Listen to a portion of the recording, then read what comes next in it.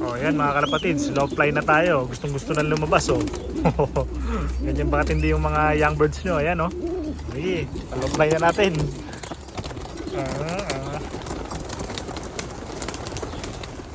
Ayan na. Sige, sibat. Naku. Ayan, may dalawang, ayun. Mga sabog yung, ayan, oh. Shoot sa puno, oh. Oh, may dalawang hindi nakasabay. Pero yung iba yan, oh, dire-diretso na, oh. Gigil na gigil yung mga alaga natin yan, ha. Yan na yung update ng ating young bird team. Yung isa bumalik agad. Pero syempre, ganda, oh. Ayan, favorite bird natin, Mili. Ayan, sumipat na isa. Sumunod na rin siya, masabog yung pakpak, oh. Ayan, matapos sila mawala nung last week, strong na sila. Ayan, oh, hindi, oh. Ang 12 natin. So 12 yung ating young bird. Tapos ito naman yung mga susunod pa. So sakto yan, 16 yung mabanat natin. Ito pa, oh. Ito may dalawa pa dito bagong pisa. At saka ito malaki na, oh. Napit na itong walayin. Yan, tingnan natin. Yan, oh. Super duper extra long distance bird yan, no? Ay, magulang, pinalipad natin para makita natin yung anak. Ayan, may puti na naman, no? Natin. Oy!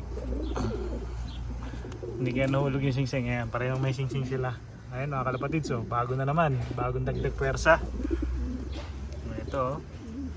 Ito pa yung ano natin, mahabol. Ayan, no? Last batch natin para sa young bird futurity, kasi national race pala namin. So ibig sabihin hindi lang futurity yung paghahanda natin at saka national race, every 2 years yun. So this year marami tayong panlaban. So ang magiging itsura nila, ganito sila. Ayan, ganyan karami yan pagka nakasurvive silang lahat. Ito kasi 19 yung laman, eh. So meron ng may itlog, ayan, oh. Ayan, meron na tayong may paitlog.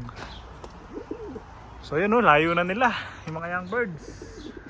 Ayan, di makita ng camera. Yun, 2, 4, 6, 8, 10, 12. Tingnan natin, hindi yan mag-overfly. Ang taas, oh. Grabe, nakakatuwa. Pinakaba ko talaga nung 4 nung nagano sila na overfly. Nawala sila ng isang araw. Pero kaya naman, naka-recover na. At every day ay nag-i-increase yung tagal nilang lumipad. So ngayon, ano yan, eh, parang papataas yung tagal ng lipad nila. Pero kung mapapansin nyo, masama yung panahon. At hindi naman ulan na malakas. Huwag sana silang abutan. Pero siguro mga 30 minutes to kaya na nila. Kasi kahapon mga 10 minutes, eh. So ganun yan, eh, araw-araw. Pagka lumilipad na sila ng isang oras, ayan, babagsak ulit yan. Kasi maglalaglag na sila ng balahibo. Pero tama-tama lang yun para sa preparation natin for young birds. So naka-molt na sila pagdating ng karera. Ayan. So wala pa sila, malayo-layo pa, malayo narating. So yun, cut muna natin mga kalapatids para ano tayo, para may abangan. Kompleto kaya sila mamaya. Ay, ito na pala. Ayan, oh. Oh, lakas na lumipad, no? Parang mga adult na yung mga young birds natin. Nakakatuwa. Ito naman, mga pang 1,200 kilometers natin. Dipili tayo dyan. So mga 10 sana, makapaglaro tayo kahit 10. Ayan. Ayos.